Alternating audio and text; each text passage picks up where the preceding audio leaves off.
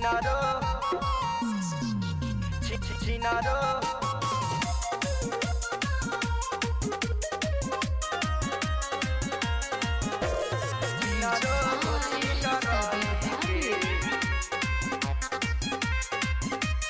छिनरो हो बेवफाई के हद पार कोई दिहलू तू, हद पार कोई दिहलू तू।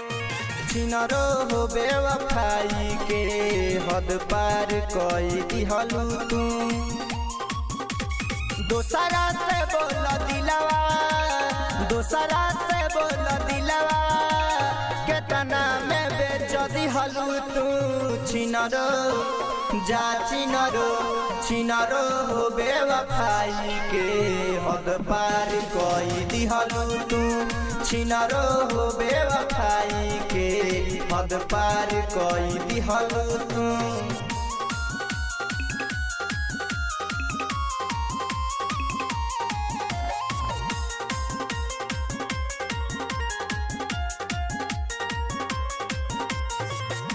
तोरे चलत छूट गई मोर रंगदारी, देखी जब तोरा के मुँह से निकलत गारी। पहिले जे जानी जईती तो से दिल न लगईती। अनजान आदमी के, अनजान आदमी के अपन बनाई लिहलू तू।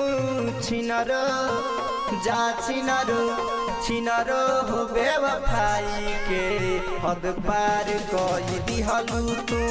छिनरो हो छिनरई के हद पार कोई दिहलू तू।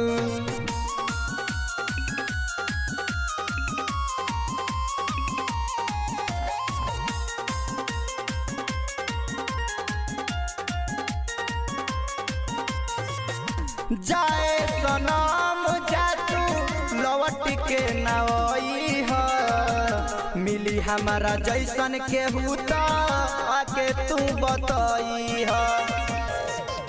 ई तोहार बेवफाई कब भूल नहीं पाई। कुंदन के ठुकरा के, कुंदन के ठुकरा के दोसरा के बाह धइलू तू।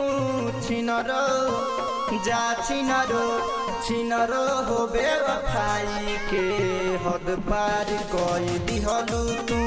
छिनरो हो छिनरई के हद पार कोई दिहलू तू।